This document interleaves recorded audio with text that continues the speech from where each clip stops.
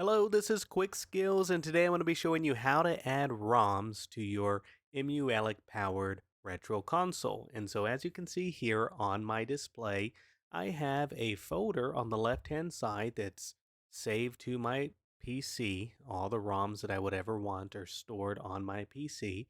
And on the right side, I have the micro SD card that came included in my Super Console X4 Pro.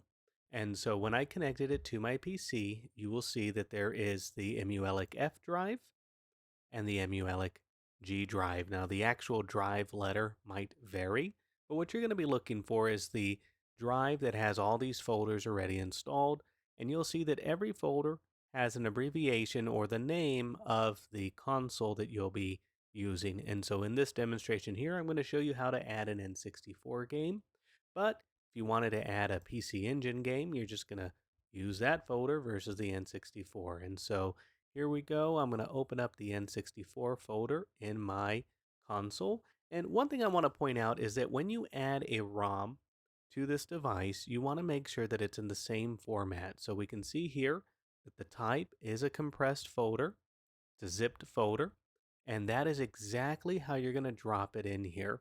And what I'm going to do is if you look over on the left hand side is I want to add this Smash Remix to my console. This is a very amazing, well done hack of Super Smash Brothers. It actually feels like a complete game versus having 8 characters. You're going to have like 20 something characters and a ton of maps, and it's a lot of fun to play. And I want to try it out on my retro console. So I'm just going to drag it over here, drop it in, and so you can see the transfer has been completed. And now we're going to boot up our console.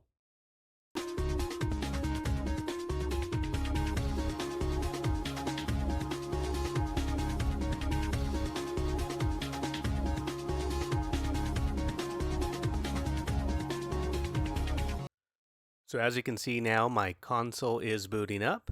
And without doing much, we're just going to be able to go right in to the N64 folder and see if the game has been added to the device.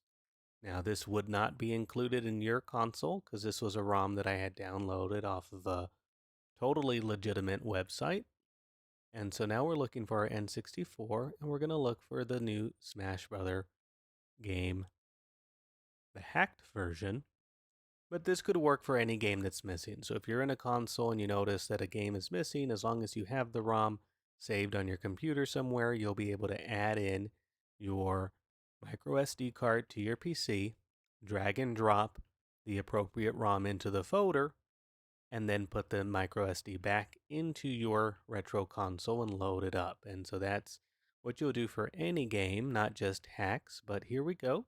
We can see here we have the Smash Remix installed. We're going to go ahead and load it up and see if it works. All right, we now have the game loaded up. And let's see if it works. So here we go. The title screen has come on. Smash Remix, pushing start. Let's go into versus mode. We're going to play some PCs. So here we go. Let's add in a computer. And you can see here we have a ton of characters to choose from. And I want to play as, let's see here, we'll play as Sonic. And so we'll go ahead and check the levels. And you can see here there's a ton of levels that have been added. You have all the original levels, plus you have some new ones added. And if I hit the R bumper, you can see there are new levels. So here's the Deku tree, or the Deku tree. You have some unique customized levels that are not found anywhere else. Here's the snowman from N64, Mario 64. We have more levels here. A lot of fun. Basketball. And I'm telling you, if you've never played this, this is a lot of fun. So maybe this is a ROM you test to add into your console. So here we have the NES Mario.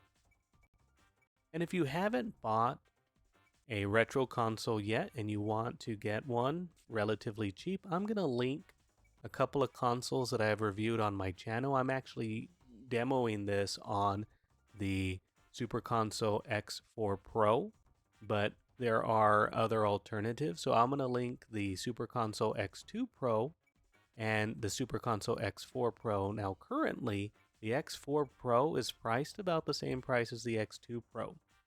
And if you can get them for about the same price, I would recommend just splurging and getting the higher performance device. So that's all the levels there. We'll try something. I want to try this one out. And so what I was saying with the consoles is that you can want to make sure this works. So here we go. The game's on now. And so you can get a retro console, the X4 Pro, for about the same price as the X2 Pro. And if that's the case, then go for it, because it is a lot of fun. They're relatively cheap and easy to use. Now, there are going to be some hiccups, some glitches. I have included a tips and tricks video that shows you how to do most of the little things like connect to Wi-Fi. This one is, of course, how to add a game, but you're going to want to know how to get in and out of the console, how to shut it down, how to load and exit games. All pretty easy to do, but not very user-friendly. Not like an actual console. You're going to have to do a lot of... Ooh, I just lost there. You're going to have to do a lot of tinkering with it to make it work perfectly for every game, every system that you're going to play. So this isn't something I would give to a kid, but with supervision, you can actually have kids play it and experience these retro games, but they'll probably be frustrated with switching games and trying to learn how to use the device. So an adult typically recommended to use and operate this device. But I hope you can see that it's very easy to add ROMs to your device. Just make sure that you're using the right save file or the ROM file for the folder. Make sure that you put it in the right console folder. And that's about it. And you'll be able to play games like hacked versions of N64 games. You can, any PlayStation game or Dreamcast game that's missing, you'll be able to add it on there. Keep in mind that I have the 256 gigabyte micro SD card, and even with that, I do not have room for every PSP game, every Dreamcast game. So you'll definitely want to delete games that you're not going to play. I find myself deleting like all the football games. Like I'll keep one that I know that I'll play, but I'm deleting like all the football games, all the tennis games, all the racing games that aren't really fun or they're copies in other consoles. I'll just delete all of them to make room for games that I know I'm gonna play. And it's not that I don't like racing games, it's just that you'll have 15 versions of a very similar racing game spread across multiple consoles, or you'll have like Gran Turismo and Gran Turismo 2. You could just play Gran Turismo 2 and get rid of one. So that's examples of why you'd want to do that. Well, anyways, thank you so much for watching. I hope you found this video helpful. And if you did, please drop me a comment. Thank you.